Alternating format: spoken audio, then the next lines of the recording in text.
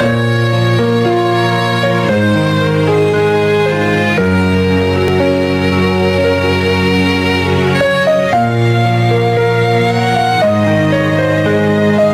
fadol. Bismillah. Assalamualaikum warahmatullahi wabarakatuh. Waalaikumsalam warahmatullahi warahmatullahi wabarakatuh. wabarakatuh.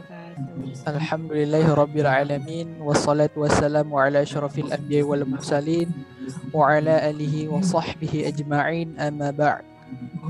Pertama-tama marilah kita panjatkan puji dan syukur kehadirat Allah Subhanahu wa taala yang telah memberikan kita semua nikmat, yaitu nikmat sehat, nikmat iman, nikmat waktu luang, dan berbagai macam nikmat lainnya yang tidak dapat kita hitung satu persatu, yang insya Allah semua kita rasakan pada hari ini.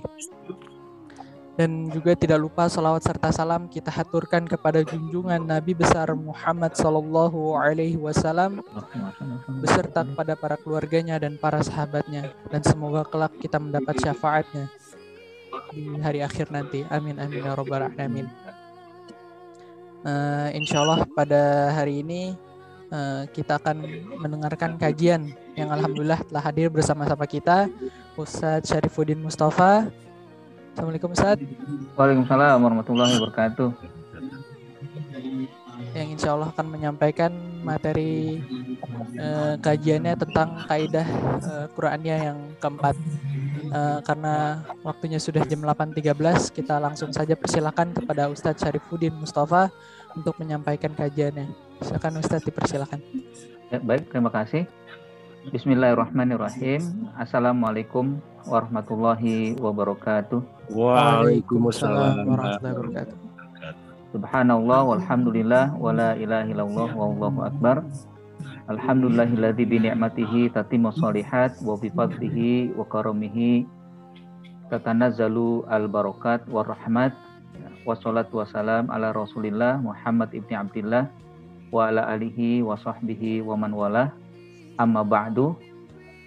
Segala puji dan syukur senantiasa kita panjatkan kehadirat Allah Subhanahu wa taala. Salawat dan salam selalu kita curahkan, kita sampaikan kepada Nabi kita Muhammad sallallahu alaihi wasallam. Semoga kita termasuk orang-orang yang setia menjalani, mengikuti langkah dan juga sunnah-sunnah yang telah dicontohkan oleh Rasulullah sallallahu alaihi wasallam dan diajarkan untuk kita semua. Bapak dan Ibu sekalian dimuliakan Allah Subhanahu wa taala, ya, terima kasih atas undangannya bisa bertatap muka, bisa kembali bersapa ya dengan Bapak dan Ibu sekalian jamaah Masjid Al-Ikhlas. Mudah-mudahan kita semua senantiasa diberikan kesehatan, diberikan kekuatan, diberikan perlindungan dan juga diselamatkan dari kondisi yang saat ini begitu besar dan juga begitu marak ya. Dan tentunya ini merupakan bagian daripada ujian yang Allah berikan agar kita bisa memahami hidup ini ada di tangan Allah. Hidup adalah ketentuan Allah Subhanahu wa taala. Hari ini kita berada di tanggal 8 bulan Zulhijjah, bagian daripada hari-hari yang dimuliakan Allah, hari Tarwiyah, hari yang disunahkan untuk berpuasa. Dan insya Allah besok juga termasuk yang dimuliakan Allah Subhanahu wa taala dan disunahkan untuk berpuasa, yaitu hari Arafah. Sebagaimana Nabi SAW bersabda, "Shaumi yaumi Arafah ahtasibu an yukaffiras sanah al-madiyah wallati qablaha." Au fi mamanul hadis, puasa di hari Arafah aku berharap menjadi penggugur kesalahan dosa-dosa tahun yang lalu dan tahun yang akan datang. Mudah-mudahan nantiasa Allah memberikan kekuatan untuk kita semua. Kembali lagi kita mohon kepada Allah agar bisa melaksanakan ibadah sunnah puasa di hari Arafah. Dan tentunya juga kita berada dalam kondisi yang prihatin ya, untuk kondisi tiap hari mungkin kita mendengar kalimat innalillahi wa inna ilaihi rajiun.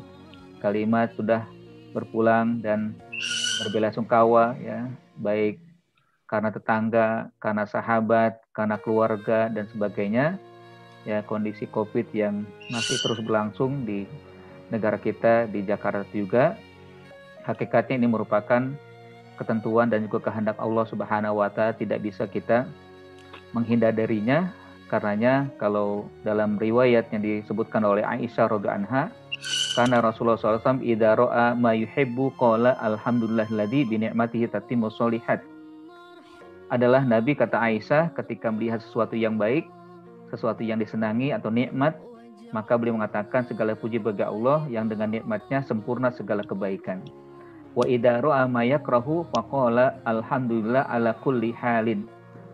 Jika Nabi SAW mendapatkan sesuatu yang tidak disukai atau sesuatu yang bentuknya musibah atau ujian, beliau tetap memuji Allah dengan mengatakan alhamdulillah ala kulli halin, segala puji bagi Allah apapun kondisinya, apapun yang dialami. Kita tetap berhusnuzon kepada Allah, berbaik sangka dengan Allah Subhanahu wa taala, karena Allah lah yang memberikan kepada kita kehidupan, Allah juga yang mengambilnya, Allah juga yang mungkin memberikan ujian, Allah juga yang memberikan kepada kita segala sesuatu yang tidak bisa kita hindari.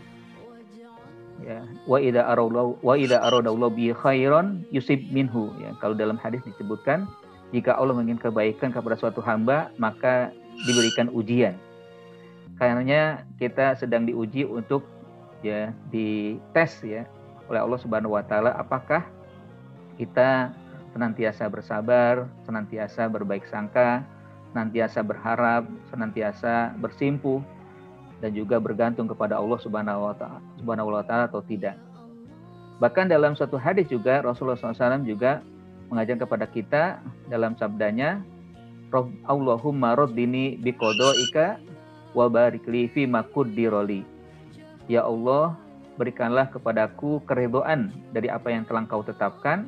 Ya Allah, berikanlah keberkahan dari apa yang Kau takdirkan. Ya, dari sini juga kita tentunya berharap ridho, berharap ridho dari Allah Subhanahu wa taala dilimpahkan kepada kita, keberkahan juga kita harapkan dari semua takdir, semua ketentuan yang berjalan, yang berlaku untuk kita semua. Mengingatkan untuk kita semua, mudah-mudahan kita senantiasa meridhoi dan juga memohon keberkahan. Pada hari ini insya Allah kita akan lanjutkan tentang kaidah Qur'aniyah lin nafsi wal haya, untuk jiwa dan kehidupan kita.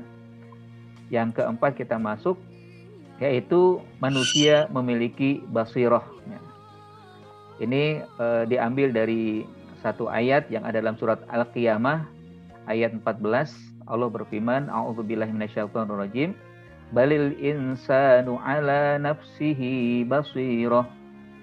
Bahkan manusia itu menjadi saksi atau memiliki basirah atas dirinya sendiri. Ayat ini sebenarnya memang sejatinya nanti akan terjadi di hari kiamat. Walaupun kalau ditelusuri dalam Al-Quran, basirah disebutkan 2 kali oleh Allah Subhanahu wa taala. Yang pertama terkait dengan kisah di surat Nabi Yusuf. Allah Subhanahu wa taala berfirman, qul hadhihi sabili ad'u ila Allah ala basiratin ana wa manittaba'ani. Kalau ini di dunia terkait dengan basirah artinya keyakinan dan kebenaran, keyakinan dan juga kekuatan, kemampuan yang ada dalam diri untuk bisa menilai sesuatu itu benar atau salah. Itulah basirah yang ada di dunia. Sementara basirah nanti di akhirat, bahwa manusia hakikatnya diri sendirinya akan menjadi saksi terhadap perbuatan yang dilakukan selama hidup di dunia. Nah tentunya kita ambil makna yang pertama atau dalam ayat yang di dalam surat Nabi Yusuf, walaupun sebenarnya juga ini bisa diambil maknanya untuk kita bisa melihat diri kita tentang bagaimana kita bisa memahami kalimat basirah itu sendiri. Di mana dalam tafsir yang lain disebutkan, yaitu dalam kitab Zubdatul Tafsir min Fathil Qadir, karangan Syekh Dr. Muhammad Sulaiman Al-Ashqar, beliau mengatakan bahwa ayat 14 ini bermakna bahwa manusia mengetahui hakikat dirinya sendiri, baik itu dalam keimanan atau kekafiran, ketaatan atau kemaksiatan, petunjuk atau kesesatan. Artinya penilaian diri itu sebenarnya sudah ada, bahwa saya ini sesat atau tidak, saya ini dalam kebaikan atau dalam keburukan. Jati diri itu sebenarnya sudah mengetahui, ya. Kelak nanti setelah dia menghadap Allah atau diperhitungkan oleh Allah Subhanahu wa Ta'ala, dia tidak bisa mengelak bahwa dia sudah diberikan kemampuan untuk menilai, ya. Kemampuan untuk bisa ya membuat dirinya ya mengetahui ya tentang hal-hal yang ada dalam kehidupannya. Bahkan dalam kitab yang lain juga ya, Tafsir Al-Wajiz ya, karangan Profesor Dr. Wahba Az-Zuhaili, seorang pakar fikih dan juga tafsir yang berasal dari negeri Suriah, almarhum ya. Beliau juga mengatakan bahwa ayat ini untuk menjelaskan manusia itu nanti akan menjadi saksi pada dirinya sendiri. Mereka bersaksi atas segala apapun yang menjadi tanggung jawab mereka, baik tentang iman atau kekufuran, ketaatan atau kemaksiatan yang mereka lakukan. Hati basiro ini akan menjadi saksi yang jelas untuk mengatakan segala perbuatannya, meskipun tentang segala yang mereka dustakan. Kalaulah nanti demikian, berarti di dunia juga sebenarnya kita sudah mengetahui. Marilah kita lihat pada diri kita, ya, bahwa kata basoro itu hal yang sebenarnya lebih mendalam, ya. Dalam bahasa Arab ada 3 kata yang artinya melihat, ya. Allah memberikan dan menganugerahkan kepada kita 3 mata. Pertama, mata zohir, ya. Mata zohir adalah mata yang ada di kepala kita atau di wajah kita, ya. Ada 2 mata Allah berikan kepada kita. Alhamdulillah, ini dianggap ya bagian daripada anugerah atau juga merupakan nikmat yang Allah berikan. Yaitu 2 mata yang ada di wajah, ya, yang mana dengan mata ini anugerah Allah untuk digunakan melihat 2 tanda kekuasaan Allah Subhanahu wa Ta'ala. Baik kekuasaan Allah, tanda kekuasaan Allah kauniyah, alam semesta, begitu indahnya alam semesta, ya. Allah Subhanahu wa Ta'ala menciptakan semuanya dengan indahnya. Ma tara fi khalqir rahmani min tafawut, tidak ada ciptaan Allah yang cacat, ya. Nampak itu kelihatan oleh kita semua. Ini dengan apa yang kita lihat? Dengan mata zohir, ya. Dan bahasa Arab disebut dengan nazoro, ya. Nazoro itu artinya mata zohir, mata yang kita punya, ya. Sekarang ini kita punya mata. Bahkan ketika Allah ingin menyampaikan kepada orang Arab yang mereka notabene keilmuannya belum begitu mendalam, Allah juga perintahkan dengan melihat dengan mata zohir, ya. Seperti dalam surat Al-Ghasyiyah Allah katakan afala yanzuruna ilal ibili kaifa khuliqat. Kenapa mereka tidak melihat, ya, dengan mata zohir, ya, bagaimana ya unta itu diciptakan, ya. Artinya kan mereka di hari-hari berhubungan atau juga berinteraksi dengan unta, ya.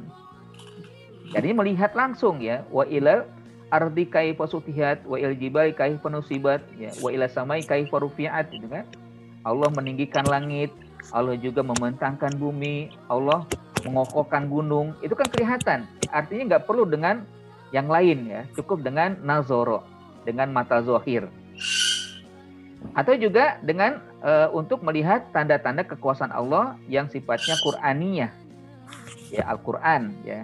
Al-Quran tentunya kita lihat, kita saksikan, ya, secara mata, ya, zohir, ya. Dengan kita baca, dengan kita pahami, dan kita meneliti, dan juga mudah-mudahan juga bisa kita hafal, itu kan. Itu artinya dengan mata zohir, ya, kita gunakan mata kita, bahkan, ya, baca Quran, ini, ya, tentunya kita pahami, hendaknya ketika baca Quran dengan melihat, ya. Maksudnya, ya, karena memang nggak hafal dengan melihat, tapi juga berusahalah melihat Quran dengan yang utuh, ya. Kalau mungkin terjemahan nanti setelah itu kalau mau dipahami. Kalau mau baca Quran yang lebih utama adalah baca Quran yang utuh, tidak ada terjemahannya. Sehingga yang kita baca, mata kita mendapatkan pahala dengan melihat, pendengaran juga mendapatkan pahala mendengar, mulut kita juga mendapatkan pahala karena kita ucapkan. Sehingga manfaatnya besar, ya. Bahkan, ya, perbedaan orang yang membaca Quran dengan yang dia setelah hafal dengan orang yang melihat itu adalah ketika orang yang membaca karena melihat itu manfaat fungsinya juga bahwa dia bisa melihat tanda-tanda kekuasaan Allah yang sifatnya Qur'aniyah. Berbeda dengan, makanya orang yang hafal Quran juga sebenarnya mereka ketika baca Quran tidak dianggap membaca Quran walaupun murojaah ketika tidak melihat Quran, gitu. Mereka juga paham dengan itu. maka bersyukurlah kita walaupun sebenarnya kita berusaha untuk hafal ya. Kalau belum hafal sehingga hanya berusaha untuk melihat Al-Qur'an ya. Nah, kalau yang baca Quran melalui Android itu gimana? Melalui HP.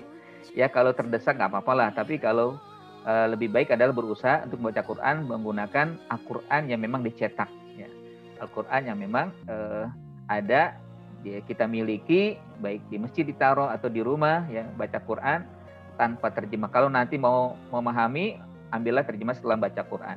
Karena berbeda ya hakikatnya ketika baca Al-Quran yang isinya ada terjemahan dengan yang tidak ada terjemahan. Murni ya Quran yang tidak ada terjemahannya itu adalah cetakan, walaupun cetakan adalah kalam Allah Subhanahu wa taala. Nah, itu mata zahir ya, nazara ya dalam bahasa Arabnya ya, demikian. Lalu yang kedua, mata ilmu atau mata akal ya. Mata akal itu bahasa Arabnya ro'a ya. Ro'a melihat ya. Sama sebenarnya mata dengan bahasa Arab, dengan bahasa Indonesia matanya melihat, tapi ro'a itu lebih dalam lagi. Bukan sekedar mata zahir tapi mata ilmu atau mata akal ya. Yaitu mata yang ada di akal manusia ya. Bagaimana seseorang itu ketika membaca sebenarnya dia melihat sesuatu lalu dinalar ya, lalu dia proses oleh akal, lalu akhirnya mendapatkan ilmu, lalu keluarlah pendapat, lalu keluarlah kata-kata hasil daripada bacaan dia dengan melihat mata zahir dulu, lalu dia cerna di akal, keluarlah pendapat, keluarlah sesuatu yang dihasilkan dari akalnya oleh karena membaca. Makanya ketika adanya perbedaan pendapat dalam bahasa Arab kan disebut dengan ro'yun ya. Misalkan ro'a Imam Syafi'i, ro'a Imam Malik, itu kan artinya melihat, tapi sebenarnya berpendapat juga artinya. Hasil yang telah dilihat, hasil yang telah dibaca, lalu mengeluarkan pendapat. Jadi ro'yu Imam Malik, ro'yu Imam Syafi'i, pendapat Imam Malik, pendapat Imam Syafi'i. Inilah anugerah Allah yang Allah Subhanahu wa taala berikan kepada manusia untuk digunakan untuk menelaah, untuk tafakur, untuk mencerna segala sesuatu yang ada di sekitarnya tentang kekuasaan Allah, tentang karunia Allah Subhanahu wa taala. Dan tentunya kita bersyukur diberikan akal ya. Sehingga kita bisa melakukan sesuatu yang terbaik dalam kehidupan kita ini. Lalu yang terakhir adalah ini yang kita bahas nanti, yaitu mata hati yang bahasa Arab dengan basiroh ya. Dari asal basoro ya, basoro melihat ya, yubsiru ya. Dan dia lebih dalam lagi, dia ada di dalam hati, mata hati, atau dalam ininya mata batin itu kan, yaitu mata yang ada di hati atau yang ada di jiwa. Dia merupakan anugerah Allah yang ketiga atau anugerah Allah yang lebih penting, yang lebih utama yang diberikan oleh Allah kepada manusia untuk digunakan untuk menilai dan juga menghasilkan perbuatan dari hasil penglihatan mata zahir dan mata ilmu atau mata akal. Artinya basoro atau basiro itu sebenarnya penilai segala sesuatu yang dilihat dan dicerna oleh akal. Nanti tergantung ya, apakah basirohnya memiliki basiroh yang murni atau yang jernih, atau basirohnya yang nauzubillah ya, terkotori oleh perbuatan-perbuatan atau kotoran-kotoran yang sifatnya maksiat ya. Karenanya dalam hadis lain Rasulullah SAW bersabda, ala wa inna fil jasadi mudghah idza salahat salahal jasadu kullu wa idza fasadat fasadal jasadu kullu ala wahyal qalbu. Ya, ketahuilah bahwa dalam diri manusia itu ada segumpal darah. Ya, segumpal darah ini segumpal daging ya, maaf, segumpal daging ya. Yang mana kalau segumpal daging ini baik akan menghasilkan kebaikan. Ya, anggota tubuhnya akan berbuat baik, matanya akan melihat yang baik, pendengaran juga akan melihat pendengar yang baik, ya, telinganya digunakan untuk mendengar yang baik, mulutnya juga berkata yang baik. Langkah-langkahnya juga langkah-langkah yang baik ya. Semuanya digunakan untuk menjadi baik kalau memang segumpal daging itu adalah baik. Namun wa idza fasadat fasadal jasadu kulluhu. Kalau memang rusak, banyak maksiat, kotor, nah inilah juga disebut dengan basiroh. Yang mana mata hati itu nanti mencerna atau juga menilai segala sesuatu lalu keluar menghasilkan perbuatan-perbuatan, pikiran-pikiran atau juga perkataan-perkataan. Nah, Bapak dan Ibu sekalian dimuliakan Allah Subhanahu wa taala ya. Kalau dalam kehidupan kita sekarang ini kan menyaksikan ya, begitu banyak ya berita-berita yang hoax ya, berita-berita yang tidak benar ya. Apa di tengah kondisi Covid kita sekarang kan. Ya, bagaimana akhirnya ini kita kayak sedang berkecamuk gitu kan, berita yang benar mana, berita yang salah mana ya. Mana yang harus kita ambil ya, antara Covid sebenarnya ada atau tidak ya. Covid apa merupakan konspirasi atau bukan ya, vaksin bagaimana harus kita ambil atau tidak ya. Ini semua berkecamuk ya. Nah, sekarang yang menilai siapa? Siapa yang harus kita ambil, mana yang kita pilih? Istafti qalbaka. Kalau dalam hadis Nabi dikatakan juga demikian kan? Istafti qalbaka. Sekarang nilailah hatimu. Tanya kepada hatimu, minta fatwa kepada hatimu, minta kepada basirah yang ada dalam dirimu ya. Ya, ketika memang ya kamu menilai itu adalah mana yang benar itu ya, kalau misalkan berarti memang Covid merupakan ya, musibah yang Allah turunkan untuk menguji kita, dan kita harus berhati-hati bagaimana kita caranya untuk menghindar, kita waspada dan sebagainya. Gunakan wasilah-wasilah atau sarana-sarana untuk bisa memiliki ya kewaspadaan diri atau imunitas diri ya. Istafti qalbaka ya. Ya, bahkan ya, di dalam yang saya hadis dan yang saya dapatkan itu kan Nabi SAW bersabda, istafti qalbaka istafti nafsaka. Salah sama rot ya. Wahai ya fulan ya, di sini disebutkan nama seorang yang meminta bertanya, wahai wabisoh, mintalah fatwa pada hatimu. Mintalah fatwa pada hatimu, mintalah fatwa pada hatimu. Ya. Lalu beliau mengatakan walaupun ya wa in aftakan nas wa aftauka, meskipun ya ada orang lain memberikan fatwa kepadamu ya, atau juga engkau meminta fatwa kepada mereka lalu mereka memberikan fatwa kepadamu, ya tetap hasilnya adalah kamu yang menilai. Nantinya penilaian ini, basirah ini ya, sesuatu yang ada dalam hati kita ini tergantung pada diri kita. Kalau diri kita adalah orang yang soleh, orang yang baik, orang yang selalu menghindar pada kemaksiatan, maka penilaian kita menghasilkan penilaian yang baik. Karenanya bagaimana caranya kita mengasah diri, ya, mengasah diri kita, basirah kita untuk menjadi basirah yang tajam. Ya. Ya, yang pertama adalah hendaknya kita selalu beriman kepada Allah, tingkatkan keimanan. Ya. Inilah agar kita memiliki basirah yang tajam. Ya. Bagaimana akhirnya ya, yang pernah dilakukan oleh Utsman bin Affan ya. Utsman pernah melihat seorang sahabat ketika datang menghadap kepadanya, beliau mengatakan, aku melihat pada wajahmu ada wajah maksiat. Maka sahabat akhirnya bertanya kepadanya, apakah ada wahyu setelah Nabi Muhammad? Ya, setelah Muhammad meninggal, apakah masih ada wahyu? Kata beliau, tidak ada. Tidak ada namanya wahyu yang turun setelah Rasulullah SAW meninggal. Selesai. Tapi yang adalah firasah dan basirah. Ya. Yang adalah firasah dan basirah seorang mukmin. Ya, dia bisa melihat ya bagaimana seseorang itu berbuat. Ya. Atau yang minimal ya pada diri sendiri kita ini, ya. Kita ini bisa menilai diri kita saat ini kita melakukan kebaikan atau keburukan. Saat ini kita bisa melaksanakan yang diperintahkan Allah atau menghindar yang dilarang Allah Subhanahu wa taala, ya. Semuanya itu nanti penilaiannya pada diri sendiri. Makanya dalam kaidah ini disebutkan adalah bahwa manusia memiliki basirah yang artinya dia bisa menilai, yang artinya nanti juga dia akan mempertanggungjawabkan di hadapan Allah Subhanahu wa taala. Yang mana ya kalau dilihat dari makna itu sendiri ya basirah adalah ya merupakan jendela hati atau juga merupakan penglihatan yang ada dalam hati. Ya. Menurut beberapa ulama ya, bahwa basirah itu bisa diartikan dengan 4. Ya. Pertama ketajaman hati, yang kedua kecerdasan, yang ketiga kemantapan dalam agama, dan yang terakhir adalah keyakinan hati dalam hal agama dan realita. Ya kalau kita kumpulkan ya basirah itu memang ada 4 ini ya.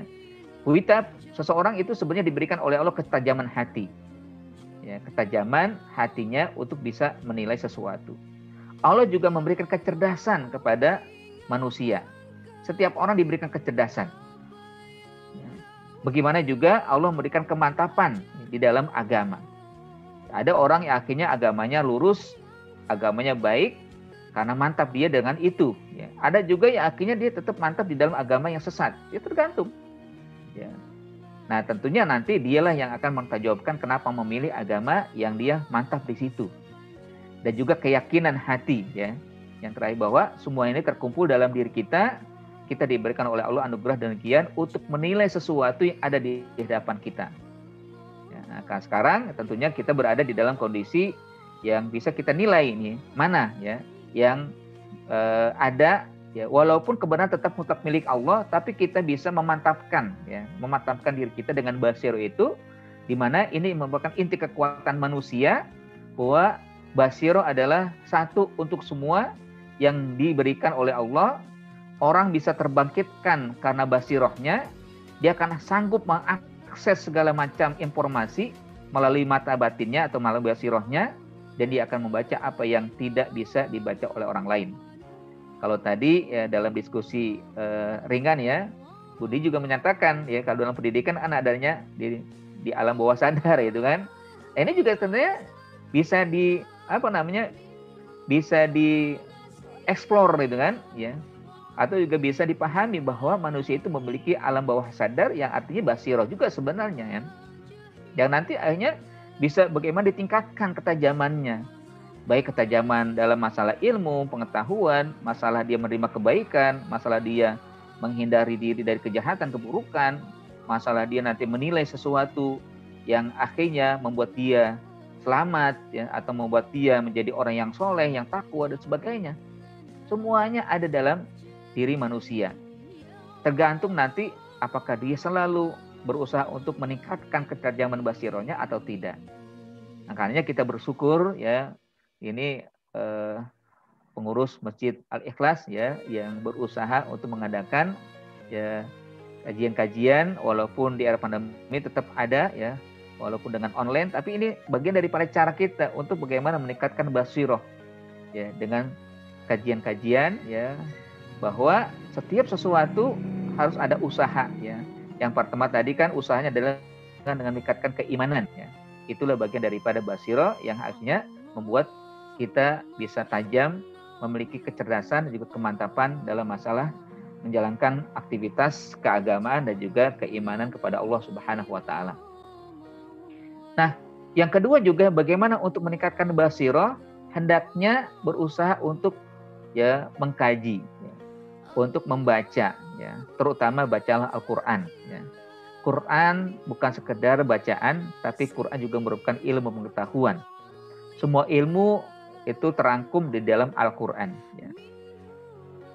Semua yang ada dalam kehidupan ini sudah termaktub dalam Al-Qur'an. Tinggal kita bagaimana mengeksplor, bagaimana kita berusaha untuk memahami ayat-ayat Allah Subhanahu wa taala. Ada satu ketika ya, ada seorang ibu ya, menangis karena anaknya meninggal. Maaf mungkin agak histeris atau agak ini tragis itu kan. Jadi rupanya suaminya nggak tahu ya, anaknya anak kecil ya, dia nggak tahu bahwa anaknya ada di belakang ya. Rupanya suami ingin memundurkan kendaraannya, dia nggak tahu anaknya di belakang itu kan. Akhirnya ya maaf ya terlindas itu kan, dan sampai meninggal ya. Dilihat histeris ya, suaminya histeris, istrinya juga histeris ya, melihat anaknya satu-satunya yang baru pertama itu meninggal. Akhirnya ya karena saking sedihnya itu, ibu ini udah putus asa ya, bagaimana lagi, apalagi yang saya harus lakukan, anak sudah tidak ada, itu kan anak yang diidamkan meninggal itu kan. Akhirnya dikonsultasi dengan seorang ustadz ya, maka diceritakan begini-begini ya, kayaknya udah nggak ada lagi harapan, nggak perlu lagi saya untuk hidup ya, pengen bunuh diri gitu kan. Tapi sang ustadz dengan sabar mengatakan, ibu ya, sekarang coba ibu ya ikuti kata-kata saya. Padahal dengan handphone saja itu kan, dengan telepon. Ibu ikut kata-kata saya. Pertama apa? Silakan ibu berwudu. Berwudulah ya. Akhirnya dilakukan. Ya Ustaz, saya sudah berwudu. Udah ya. Sekarang setelah berwudu, waktu masih ada cukup untuk sholat duha. Silakan sholat duha. Duha dia. Setelah itu apa yang saya lakukan Ustaz? Saya sudah sholat duha alhamdulillah ya dengan suami ya. Sekarang ibu buka ya sekena ibu Al-Quran, baca. Ya. Akhirnya dibuka sekenanya itu kan, setelah dibaca, padahal orang awam itu kan, dibaca, dibukalah surat Al-Kahfi. Ya, surat Al-Kahfi, dan setelah itu dibaca ya dalam ayat itu kalau nggak salah, saya lupa ya. Itu terkait dengan fala'allaka bakhi'un nafsaka ala atharihim illam tu'minu ya bihadzal hadisi asafa inna ja'alna ma fil ardi apa inna ja'alna ma fil ardi zinatan linabluwahum ayyuhum ahsanu amala ya. Dari situ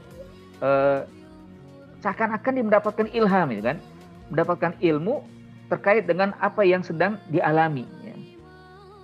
Ya, jadi ayat 6 didapatkan oleh sang ibu mengatakan bahwa dia membaca fala'allaka bakhi'un nafsaka ala atharihim illam yu'min bihadzal hadisi asafa ya.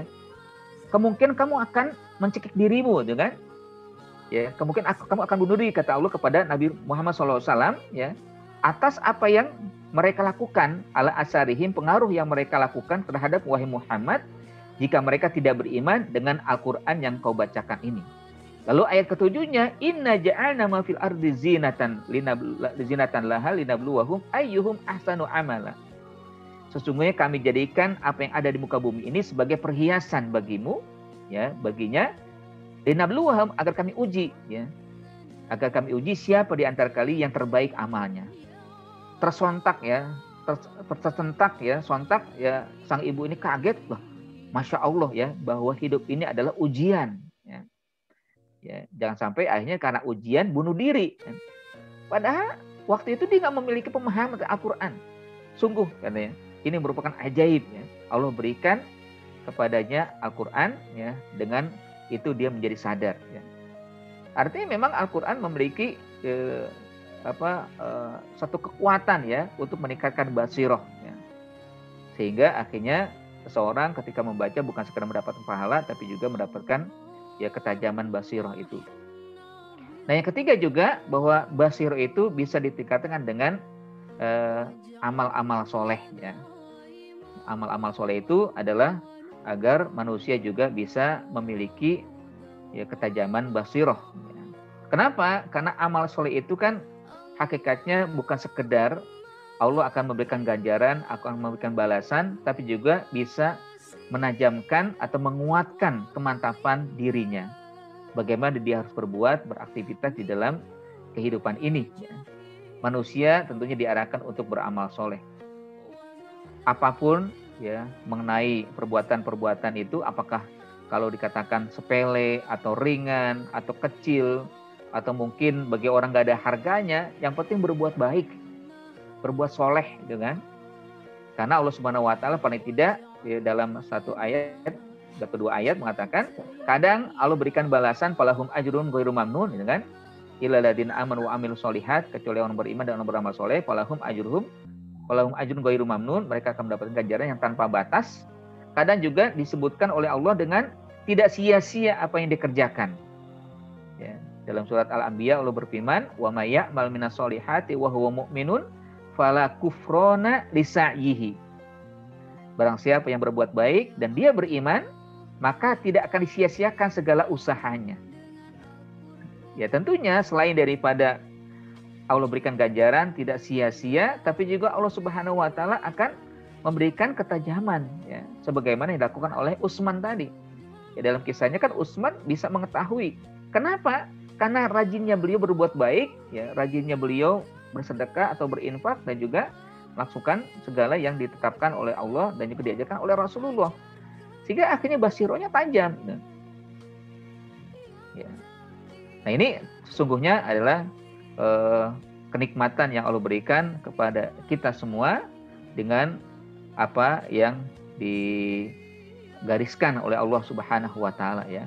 Sehingga kita berusaha untuk bagaimana melejitkan kemampuan basiroh kita ya. Basirohnya akhirnya terus mengkondisikan diri kita, lalu akhirnya melahirkan aktivitas ya, baik aktivitas yang sehari-hari atau aktivitas yang memang sudah Allah tetapkan, kewajiban-kewajiban yang Allah tetapkan. Ya, saya pernah mendengar kisah ya, kisah yang dialami oleh seorang ulama terkenal ya, Suhaib Ihya Ulumuddin ya. Beliau pengarang kitab Ihya Ulumuddin yang tentunya Bapak dan Ibu paham dan tahu lah gitu kan isi bukunya kan terkait dengan kesufian atau juga tentang ya mata zahir, mata batin, mata yang ingin ditingkatkan di situ kan. Dengan baca kitab Ihya Ulumuddin itu sungguh-sungguh kita membuat orang yang sangat dekat dengan Allah, orang yang ingin menghindari diri dari segala ya, kemaksiatan ya. Nah, beliau pernah bermimpi ya dalam kisahnya itu. Dia pernah bermimpi dimasukkan ke dalam surga. Ya, subhanallah ya. Kita berharap tentunya saya berharap sekali bermimpi dimasukkan ke surga ya.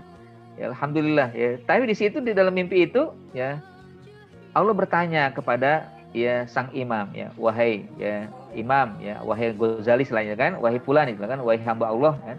Ya. Kira-kira apa yang menyebabkan kamu masuk surga atau menyebabkan kamu dimasukkan ke dalam surga? Maka ya beliau mengatakan, aku masuk surga nampaknya karena tulisan saya, karena aktivitas saya, karena pekerjaan saya, karena dakwah saya, karena kebaikan-kebaikan saya, ibadah-ibadah saya. Nah, anggapan beliau begitu. Dan memang sesuai dengan apa yang Allah janjikan itu kan. Tapi apa kata Allah Subhanahu wa taala? Bukan ya.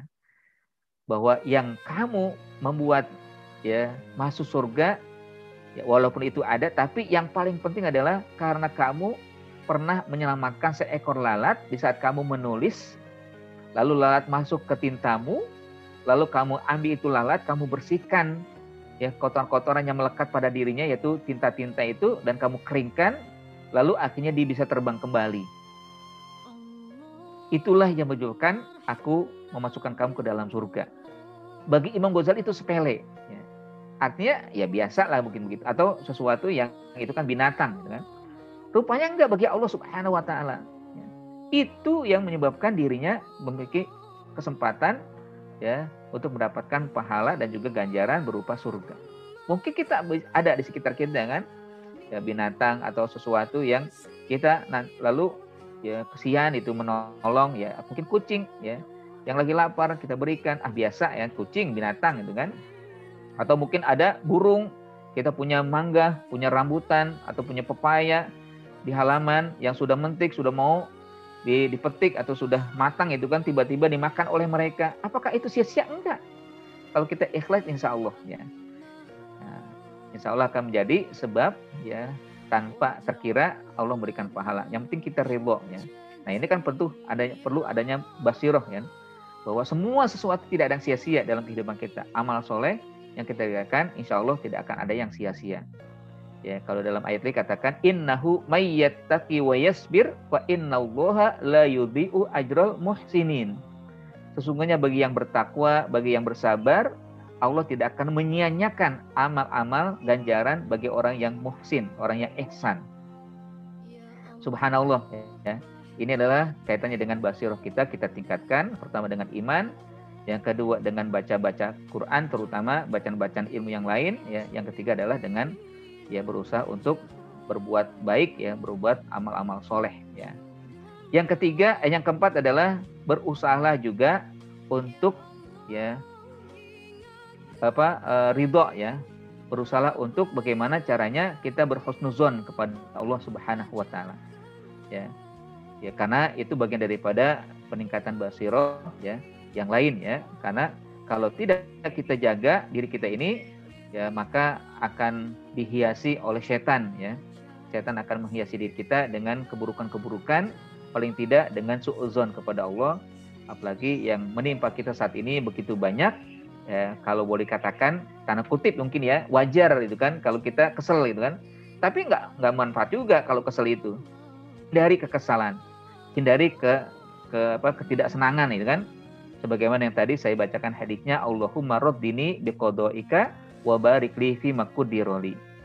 Ya Allah, berikanlah kepada kami, anugerah kepada kami keridhaan dari apa yang Kau tetapkan dan berikanlah keberkahan kepada kami dari apa yang Kau takdirkan. Ya. Karena semuanya pasti terjadi. Mau tidak mau kita akan mengalami. Ya. Tidak akan bisa kita hindari. Semuanya akan kita ya alami secara sendiri-sendiri atau juga secara kelompok ya. Tidak ada yang bisa kita jauhi ya atau kita lari darinya. Semuanya pasti akan kita hadapi, semuanya akan kita alami. Ya, nah sekarang bagaimana terkait dengan apa yang kita alami? Sebenarnya kita berusaha untuk bisa menjadi orang yang ridho dan berusaha untuk mendapatkan keberkahan ya dari apa yang telah Allah tetapkan. Nah, Bapak dan Ibu sekalian yang dirahmati Allah Subhanahu wa taala, tentunya semua yang ada dalam hidup ini bukanlah ya kita yang inginkan atau yang kita anggap bisa tercapai, tapi semuanya adalah kehendak dan Allah yang inginkan. Ya. Mudah-mudahan ya kita senantiasa ditajamkan basirah kita ya, dan tentunya basirah itu nanti akan menjadi pertanggungjawaban kita, tidak bisa kita hindar. Kalau dalam ayat lain kan, atau dalam kelanjutan ayat itu kan, balil insanu ala nafsi basirah walau alqa ma'azirah ya. Bahwa manusia memiliki basirah yang akan menjadi saksi walaupun manusia nanti menghindar, mencari alasan-alasan ya dari perbuatan yang sudah dilakukan agar tidak terkena balasan ya. Tapi semua itu pasti akan dipertanyakan pada hati kita. Istafti qalbaka, tanyalah hati.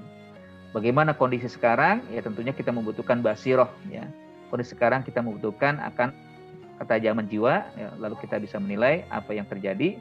Kita serahkan semuanya kepada Allah, terutama apa yang kita alami, kita mohon kerelaan dan keridhaan. Ini saja mungkin yang dapat saya sampaikan, lebih kurang mohon maaf. Aqul qouli hadza ya. Assalamualaikum warahmatullahi wabarakatuh. Waalaikumsalam warahmatullahi wabarakatuh.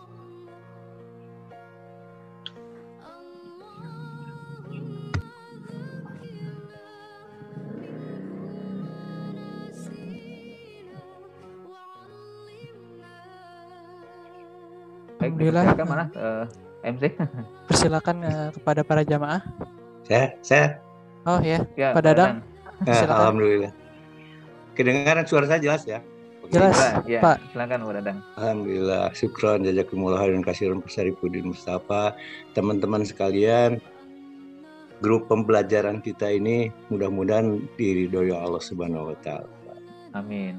Pak Kiai, saya menangkap secara global gitu ya, bahwasanya kita sudah dilengkapi dengan mata zahir, dengan mata akal, tapi kemudian kita juga harus memfilternya dengan basyirah, mata hati, atau nazrul qalbi gitu ya. Nah, bagaimana kita menangkap, bisa menganalisis begitu ya, untuk membuat keputusan yang atas yang benar gitu ya, atas petunjuk Allah Subhanahu wa taala. Barangkali kalau mata hati kita ini ada dalam suatu ruangan, yaitu kita ada jendelanya ada cerminnya, itu cerminnya harus dibersihkan itu.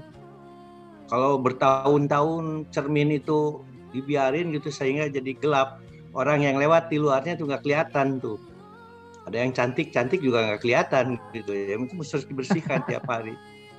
Jadi minimalnya itu membersihkan itu kan, kita itu minimalnya kan berwudu ya, itu dibersihkan itu dengan nawa itu, cuci mulut ya, kumur itu diperintahkan ke mulut kita supaya berbicara yang baik-baik, ke hidung kita menghirup yang bagus-bagus, mata kita supaya muka kita itu suka perintahkan menghadap Allah Subhanahu wa taala, mengusap kepala supaya pikiran kita itu melihat keagungan kebesaran Allah Subhanahu wa taala. Itu harus ada. Jadi untuk mengasah hati ini harus ada mujahadah, exercise ya, pelatihan. Ya. Tadi kata Pak Kiai ada harus banyak berzikir, baca Quran, bertafakur. Kemudian juga jangan salah, kita juga harus memperhatikan kehidupan sekeliling kita gitu ya, hablum minan nas gitu ya. Jadi kalau kita sudah lengkap sholat, puasa, sudah naik haji, DLL, DSB, tapi tetangga kita kelaparan ya, kalau kita diam saja kita tanggung dosanya bukan main itu.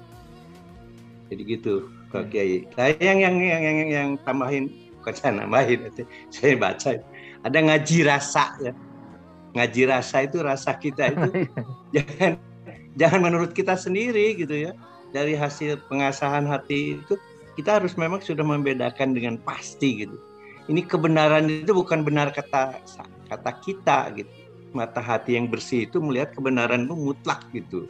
Jadi tidak ada setengah benar gitu. Oh mungkin bukan katanya lagi, tapi sesuatu keyakinan, dan itu disebut juga ya sebagai keyakinan kita itu bagaimana. Itulah harus kita laksanakan sesuai dengan perintah Allah Subhanahu wa taala, menjauhi larangannya, kemudian kita juga tetap melaksanakan hubungan-hubungan yang vertikal, hubungan Allah Subhanahu Wa Taala dengan manusia, dan jangan lupa dengan alam gitu ya. Karena kita sekarang ini, alam kita ini sudah banyak dieksploitir sehingga udah banjir DLL, DSB karena kita sendiri gitu ya. Dan demikian mata hati kita ini, saya ulangi lagi, untuk diri saya sendiri supaya dibersihkan yang minimalnya 5 kali. Kalau Kangjeng Nabi itu beristighfar itu 100 kali itu sehari. Kalau 24 jam itu 100 kali, ya tiap seperempat jam itu beristighfar. Kita ya karena mungkin alasan waktu dan lain sebagainya, tapi di 5 waktu itu minimal kita berwudu, itu cara mengingatkan kita dan membersihkan hati. Ya barangkali mudah-mudahan pengertian saya ini yang ya kan, kalau yang namanya murid itu bisa benar bisa salah gitu. Mohon diluruskan kalau memang nanti ini saya rada ngawur gitu ya. Mohon diluruskan oleh Pak Kiai. Allahumma fiq aku amit thoriq. Assalamualaikum warahmatullahi wabarakatuh. Syukran. Waalaikumsalam warahmatullahi wabarakatuh. Ya boleh langsung ditanggapi Ustaz Syarifuddin. Ya subhanallah ya. Ini kayaknya bukan ini ya, bukan pertanyaan apa, tanggapan dan tambahan ya, tapi Pak Dadang ya, Masya Allah ya. Itu hal yang sangat baik sekali ya, bagaimana kita berusaha untuk menajamkan atau membersihkan basiroh, meningkatkan ya dengan berbagai hal tadi kan. Minimal ya itu tadi 5 kali berwudu ya. Ya sebenarnya bukan 5 kali aja, tapi lebih banyak lebih baik gitu kan. Itu minimal saja. Dan juga dengan hablum minallah, hablum minannas, banyaklah emang tadi ya, apanya ya sudah banyak dimengerti lah ya. Dan tentunya juga bukan hanya murid yang bisa salah bisa benar, itu guru juga bisa salah bisa benar Pak. Dan saya juga bukan orang guru, tapi hanya sekedar berbagi ilmu dan juga bersama-sama kita mengkaji ya. Sama ya, bahwa saya juga masih murid. Baik, alhamdulillah Pak Dadang, terima kasih banyak atas tanggapan yang sangat bermanfaat yang bisa menambah hazanah ya ilmuwan kita tentang basiroh ya. Baik, terima yang lain ya, boleh kepada para jamaah yang ingin bertanya lagi. Oke, Pak Agustin, Pak silakan. Agustin tuh nunjuk ya. Aduh, sedang pilek Pak. Ya, bismillahirrahmanirrahim. Assalamualaikum warahmatullahi wabarakatuh. Terima kasih. Waalaikumsalam warahmatullahi wabarakatuh. Al-Mukarram Pak Ustadz Kamaluddin Mustafa, bapak-bapak ibu-ibu yang dirahmati Allah. Jazakallah khair atas pencerahannya pagi ini Pak, berkenaan dengan basiroh. Sebenarnya pertanyaan saya lebih kurangnya hampir sama dengan Pak Ajengan Haji Dadang Pak. Namun ada yang mungkin sedikit agak berbeda. Tadi mohon maaf agak pusing saya, jadi baru bisa bertanya sekarang. Begini, basiroh itu kan inti dari kekuatan kita Pak ya, intinya itu. Nah, ada beberapa orang di Ciamis, tempat kelahiran saya, di kalau tidak salah di Kertasari ya, di pesantren Darussalam. Seseorang almarhum Kiai Haji Irfan Hilmi. Dia katanya, kata orang walau alam bisa, waktu itu saya masih SMP SMA. Jadi beliau itu selain bisa memanfaatkan basiroh, artinya dia bisa dengan intuisinya, dengan mata hatinya bisa melihat katakanlah ke depan. Ini walau alam bisa Pak. Dan yang kedua, sebagai implikasi dari basiroh itu, beliau juga mempunyai ilmu laduni. Saat saya SMA, ada kunjungan dari Kedutaan Besar Prancis. Beliau itu tidak pernah belajar bahasa Prancis. Namun tiba-tiba,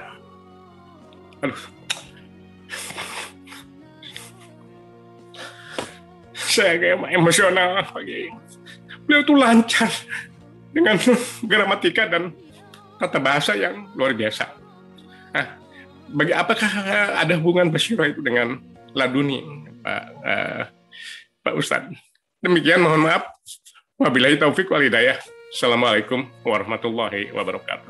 Waalaikumsalam warahmatullahi wabarakatuh. Boleh Ya, langsung ya ditanggapi sebenarnya Ustaz. kan memang basiro juga selain daripada diusahakan. Jadi kalau dalam bahasa ini kan ada yang muktasabah, ada juga yang minhah ya, pemberian ya. Jadi Allah memberikan kepada seorang yang dikehendaki untuk mendapatkan basiro atau juga yang tadi disebutkan dengan ilmu laduni ya.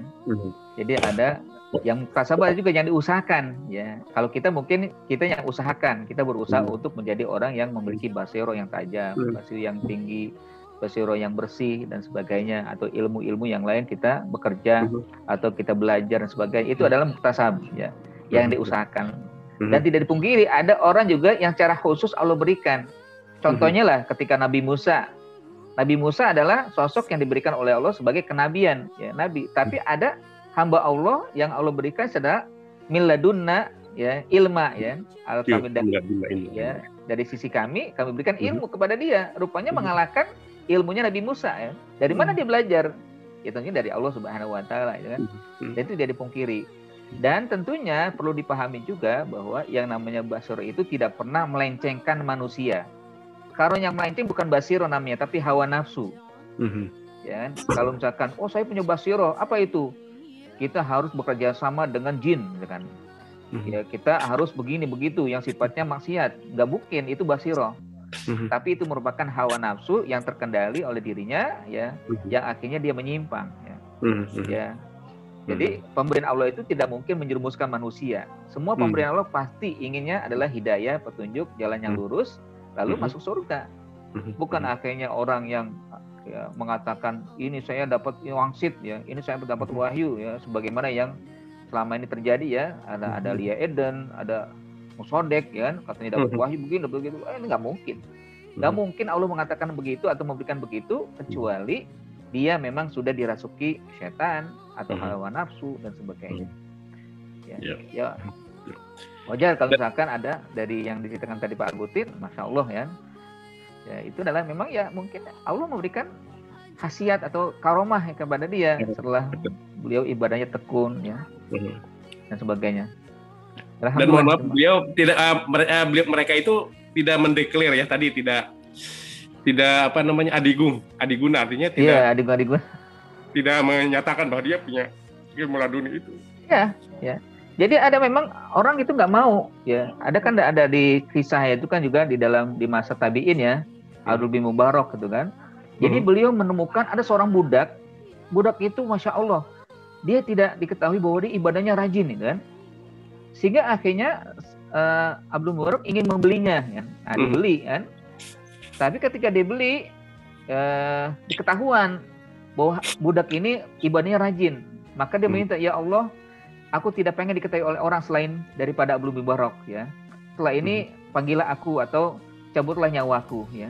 Akhirnya setelah ketahuan dia nggak mau terkenal lagi ya. Jadi nggak kayak tadi adiguna itu kan, adigung itu kan nggak mau mengatakan saya paling ini seperti itu.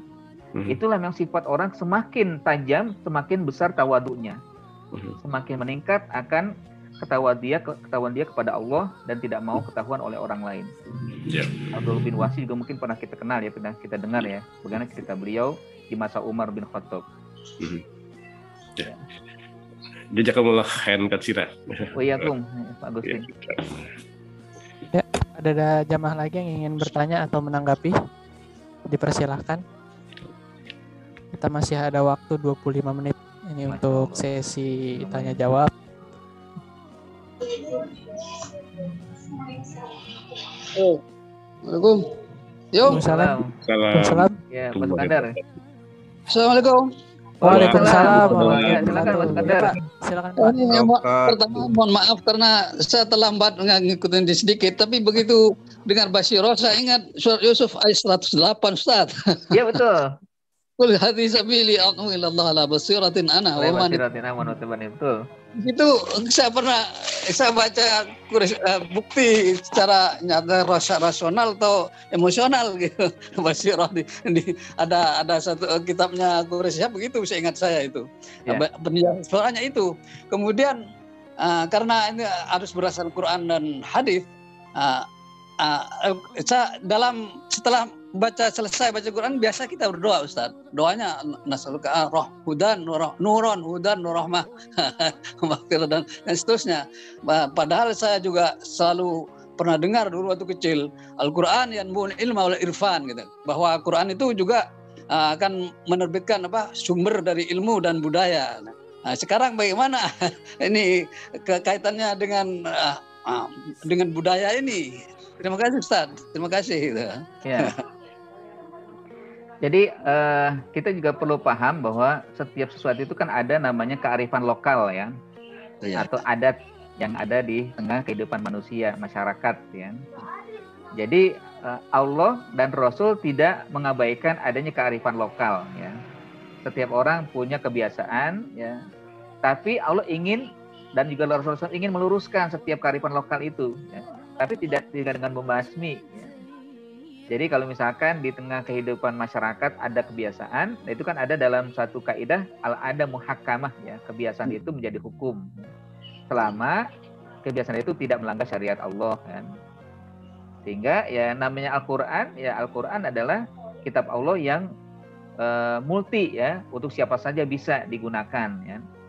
Ya, yang multi yang artinya bukan hanya untuk orang Arab Al-Qur'an itu, tapi untuk kita juga bisa kita terapkan ya. Isinya tetap isi itu, tapi bagaimana caranya di dalam kehidupan berbangsa, bernegara, bermasyarakat, itu kan sesuai ya. Nah, bagaimana kita menyesuaikan dengan Al-Qur'an atau Al-Qur'an juga bisa menjadi pedoman kita ya. Selama tidak melanggar syariat dan selama tidak berbenturan dengan Al-Qur'an, maka adat kebiasaan kita bisa kita ya masukkan ke dalam hal tersebut ya. Ya, karenanya kan ya misalkan di Jakarta Betawi bagaimana pakaiannya ya, kalau memang menutup syariat aurat walaupun adatnya begitu ya silakan gitu kan ya. Atau juga yang di Sunda atau juga yang di Sumatera atau yang di Kalimantan sebagainya silakan aja kan ya, karena hakikatnya Allah Subhanahu wa taala tidak menafikan adanya kebiasaan setiap umat manusia ya. Sementara kalau memang tidak melanggar syariat, maka dilestarikan silakan, lalu nanti bisa tetap dipakai dan digunakan ya. Itu maksudnya kan ya. Basiro tadi memang sudah kita bahas juga kan, bahwa memang 2 kali basiro itu disebutkan. Pertama di surat tadi yang disampaikan oleh Pak Sukandar itu kan di surat Yusuf ya 108, kul hadisabila ada basirotin ya. Itu kan sifatnya di dunia, bahwa memang Allah memberikan kekuatan kita untuk menerima dan juga untuk menilai ya, bahwa agama ini adalah agama yang benar itu kan. Tapi ada juga agama yang dianutnya benar juga itu kan, silakan aja, itu basiroh dia kan. Nah, kita tentunya punya keyakinan basiroh bahwa Islam adalah kebenaran yang Allah berikan ya. Allah yang tetapkan gitu kan basiroh ini. Nah, kita yang menilai ya, walaupun penilaian kita harus sesuai dengan apa yang Allah tetapkan. Tidak boleh karena saya punya penilaian sendiri kok.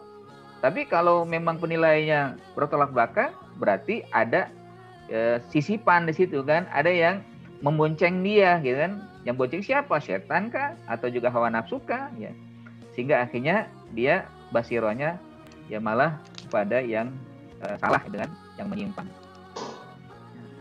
Nah, sementara yang kita bahas juga ada basiroh yang nanti akan kita jadikan sebagai pertanggungjawaban ya, saksi, bahwa mata ya akan menjadi saksi ya, penglihatan kita akan menjadi saksi bahwa tidak kita menghindar walaupun kita berikan alasan-alasan yang banyak ya, tapi tetap kita akan menjadi saksi pada diri kita setelah segala perbuatan-perbuatan kita.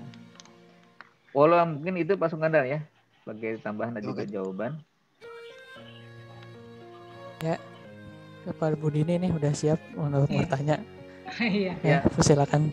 Iya. Pak Bu Dini nggak usah tanya kayak ini. Malu saya Pak Ustadz. Iya, justru tunjuk tangan mau bertanya. Jadi begini, bismillahirrahmanirrahim. Assalamualaikum warahmatullahi wabarakatuh. Waalaikumsalam warahmatullahi wabarakatuh. Jadi kalau tadi dengar pertanyaan dan penyampaian dari Pak Ustadz Sarifuddin Mustafa, subhanallah luar biasa ya Pak Ustadz. Pertanyaan saya, kalau saya melihatnya dari sisi kita di sini, alhamdulillah sudah diizinkan oleh Allah Subhanahu Wa Taala banyak ilmu, dalam arti kata banyak tanda kutip, ya, karena kita masih duduk di sini kan, berarti kita merasa masih kurang ilmu. yang ada dalam bayangan saya, mungkin ibu-ibu juga bapak-bapak bisa membayangkan Pak Ustadz Sarifuddin dan Pak Ustadz Edi, bagaimana posisi anak didik kita, utamanya yang masih SD. Ya, ibaratnya kan seperti yang, apalagi yang kecil ya, seperti kertas kosong. Kita kan akan memberikan tulisan yang indah keinginan kita, ya. Kalau bapak dan ibu mungkin cucu-cucu ya, ya. Bagaimana kita memasukkan basirah ini? Kan harus dilatih dari kecil. Seperti tadi, jangan sampai seperti cermin, sudah sejak kecil yang tadi ada hubungannya dengan alam bawah sadar, memorinya dimasukkan sesuatu yang akan menggelapkan cerminnya. Alam bawah sadar yang masuk ke memorinya itu subconscious mind, bahwa bla bla bla bla bla bla yang intinya sebenarnya nafsu gitu ya. Nah, ini kan ada hubungannya. Kita bersyukur sampai saat ini, alhamdulillah. Itu pun kita masih duduk di sini belajar. Nah, poinnya sebenarnya pertanyaan saya, Pak, mungkin karena saya guru jadi saya melihatnya begini ya. Bagaimana ini? Sebab saya mengajar SD ya, saya juga mengajar orang tua yang punya anak-anak. Saya juga mengajar level SMA. Jadi yang jadi concern saya, bagaimana agar mereka dari awal itu dilatih ya, mulai dari basarnya ya, ro'a dan basyirahnya ini ya.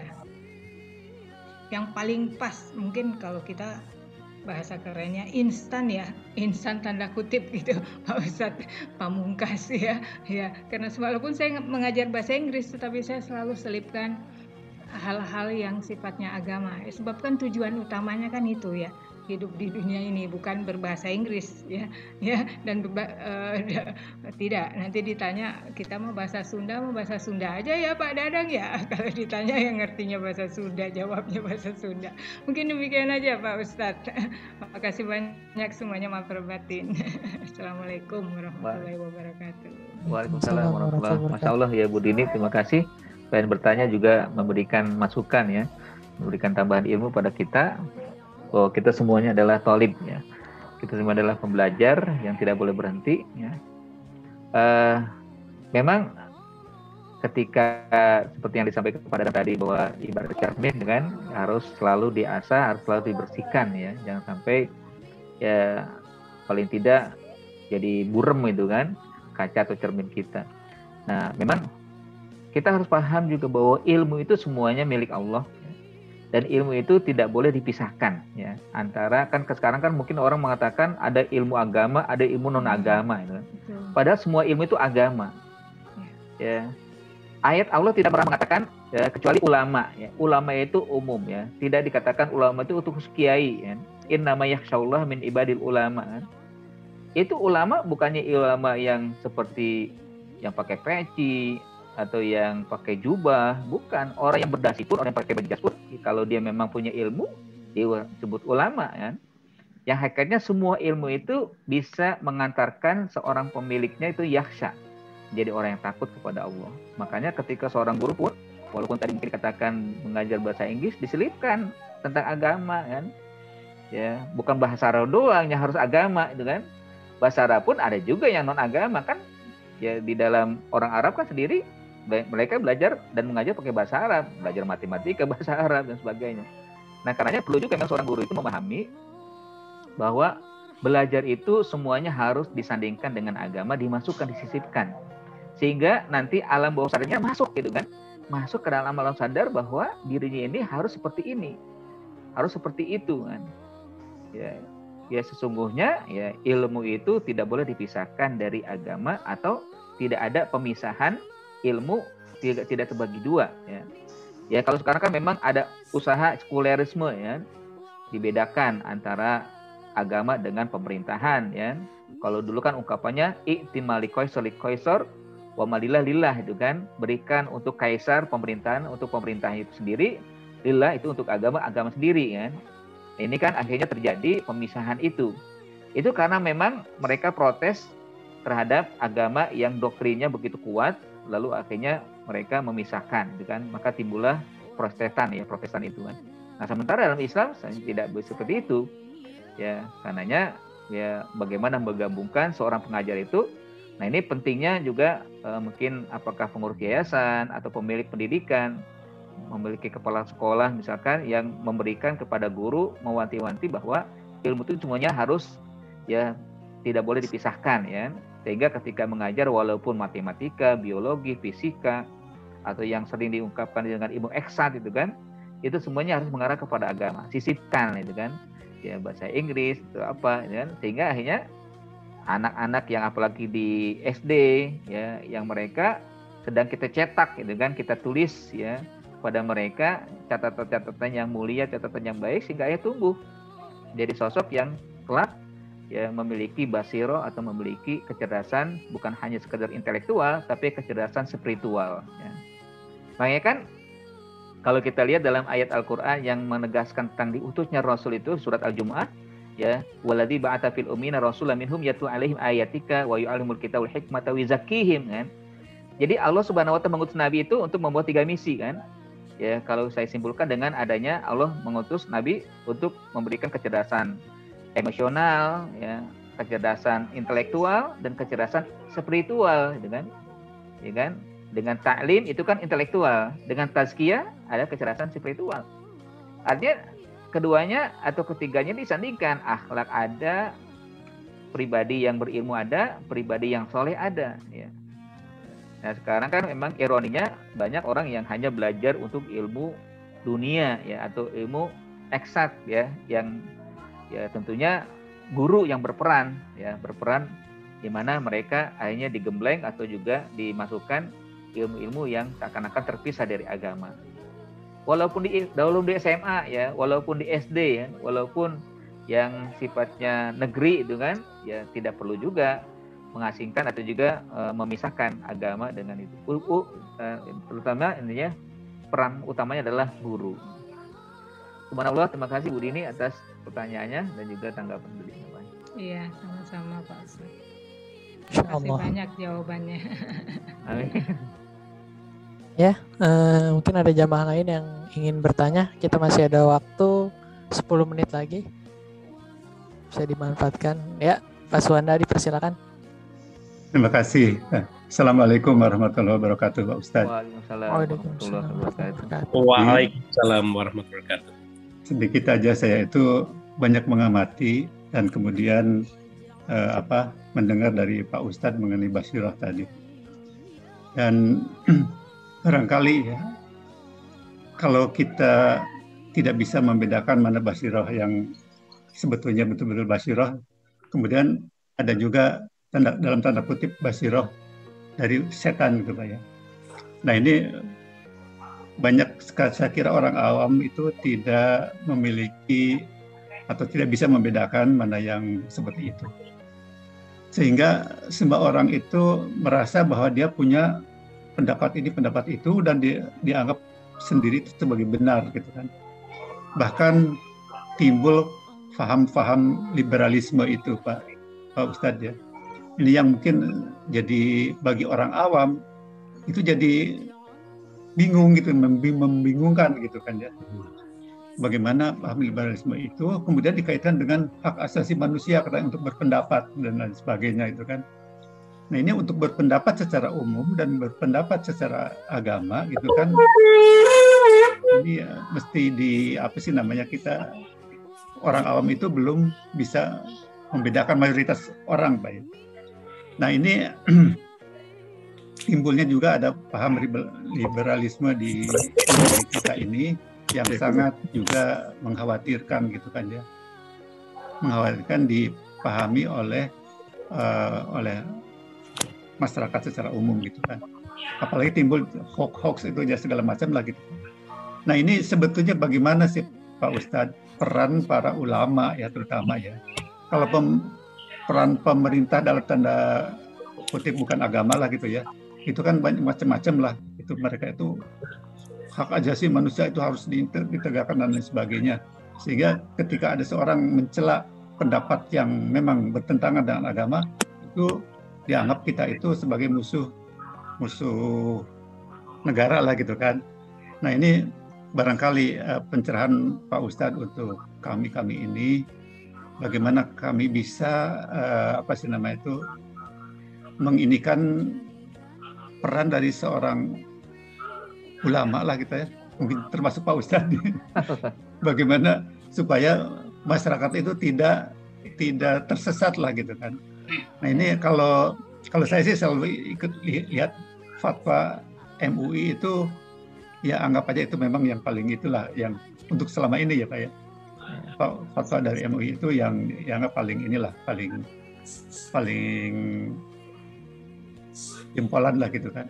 Tapi kita juga tidak tahu sebetulnya itu gimana kita. Nah ini barangkali yang ingin saya tanyakan tadi, bagaimana peran para ulama di Indonesia semacam ini gitu. Terima kasih Pak Ustadz. Assalamualaikum warahmatullahi wabarakatuh. Waalaikumsalam warahmatullahi wabarakatuh. Ya memang salah satu yang menjadi PR ya untuk umat itu adalah ketika memang dalam tanda kutip pemerintah yang tidak memiliki kredibilitas ya, atau yang mungkin ya tanda kutip juga bahwa pemerintah tidak memberikan perannya ya yang maksimal untuk kesejahteraan atau juga untuk kebaikan masyarakat ya. Ya, tapi kita masih bersyukur masih punya ulama yang menjadi benteng ya, yang terkumpul dalam MUI ya. Ya, misalkan kita mendengar banyak fatwa-fatwa yang hanya bisa menyejukkan kita ya. Nah, sekarang bagaimana masyarakat yang awam ya, peran ulama sebenarnya sudah, kalau saya lihat sudah maksimal ya untuk memberikan pencerahan kepada masyarakat. Ya. Tapi sekali lagi memang beredarannya itu antara dua, ada yang pendapat pribadi, ada pendapat ya yang sifatnya kelompok ya, yaitu kesatuan dalam wadah MUI ya. Sebenarnya yang harus kita ikuti adalah yang MUI itu kan, karena mereka yang sudah berkumpul ya berjuang untuk mencetuskan satu pendapat atau juga keputusan ya, fatwa itu kan, itu yang harus kita ikuti ya. Ya saya pernah di Mesir ya waktu belajar itu kan, jadi memang masyarakat itu manut ya kepada MUI kan, dan alhamdulillah memang kalau sana bukan MUI ya majelis ulama di sana ya di Mesir itu ya, ketika ada permasalahan terkait dengan pribadi ya, di mana ada seorang yang tadi disebutkan liberal itu kan, dia punya pendapat ya, bahkan dijadikan disertasi lalu akhirnya dia dianggap oleh majelis ulama sebagai orang kafir gitu kan. Dan masyarakat ya memang melihat itu adalah kebenaran yang disampaikan ya, maksudnya MUI itu dia salah ini si persoalan ini, nggak dibela itu kan. Kalau sekarang kan kita banyak karena HAM itu kan, karena alasan kebebasan berpendapat itu kan, hanya dibela walaupun salah itu kan. Ya padahal ya yang sudah ditetapkan oleh MUI ya benar begitu kan. Ya, nah waktu itu disebutkan bahwa si fulan ini sudah dianggap kafir, maka dia harus bercerai dengan istrinya karena istrinya masih Islam, masih muslimah. Orangnya masih hidup sampai sekarang ya. Bahkan dia menjadi penggagas liberalisme yang kalau salah di Perancis ya hidupnya, atau di Leiden ya di Belanda. Ya. Namanya Nasr Abu Zaid ya. Jadi begitu. Nah, kadang kita ini kok kayak so pinter ya masyarakat kita ya. Atau kadang mengikuti pendapat pribadi kayak sekarang lah ya, kayak Covid ya. Ada pendapat ini, pendapat itu, pendapat ini, pendapat itu, padahal kalau ada pendapat dari perorangan itu dianggap ya, pendapat pribadi, bukanlah satu keputusan ya. Sementara ada penelitian-penelitian sudah dilakukan oleh para dokter yang ahlinya, lalu menyatakan bahwa ini misalkan COVID adanya yang harus juga kita antisipasi, harus kita jaga prokes, dan juga harus kita vaksin misalkan. Udah pendapat-pendapat yang memang sudah diputuskan itu kan. Nah harusnya kita yang ikut yang itu. Jadi jangan ikut yang pribadi, tapi ikutlah yang memang sudah ditetapkan oleh orang-orang yang memiliki kredibilitas dalam keilmuan ya, dan mereka memang sudah bersatu di situ gitu. Nah ya sebenarnya peran ulama sangat baik adalah untuk mencerdaskan umat ya, bangsa, bahwa seseorang itu tidak boleh mengikuti pendapat-pendapat pribadi ya. Para ulama ya dulu ya tidak pernah juga mengklaim bahwa pribadi pendapatnya yang paling benar gitu kan.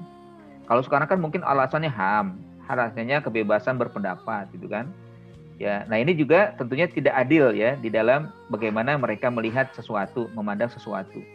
Jadi mereka mengklaim kalau ada orang yang diinikan, orang yang digitukan, menganggap HAM-nya dibatasi kan, atau mungkin dilecehkan HAM-nya. Padahal sesuatu yang dilakukan itu salah ya, dan salah itu harus diperbaiki. Ya contohnya lah ketika ada orang yang melecehkan Islam ya, lalu akhirnya kan dilaporkan atau juga diperintah untuk ditangkap ya. Tapi katanya ini kan kebebasan pendapat ya. Tapi masalahnya nggak adilnya itu ketika ada orang yang berpendapat lain yang benar, lalu seakan-akan mengusik pribadi, tapi dilaporkan malah dia ditangkap itu kan. Ini yang ketidakadilan suatu lembaga atau juga satu dalam kutip pemerintahan itu kan. Nah karenanya penting juga memang ulama memberikan pencerdasan kepada masyarakat ya, bahwa yang harus diterima adalah bagaimana pendapat atau juga keputusan yang sudah diberikan atau dilakukan oleh majelis ulama kalau dalam tingkat ulama tentang keagamaan ya, atau juga dalam tingkat pemerintahan ya. Meskipun ya orang mengatakan ini konspirasi, ini adalah sandiwara atau apa, itu walau alam, itu silakan saja, kita tidak bisa menilai itu masuk sampai dalam ranah seperti itu ya.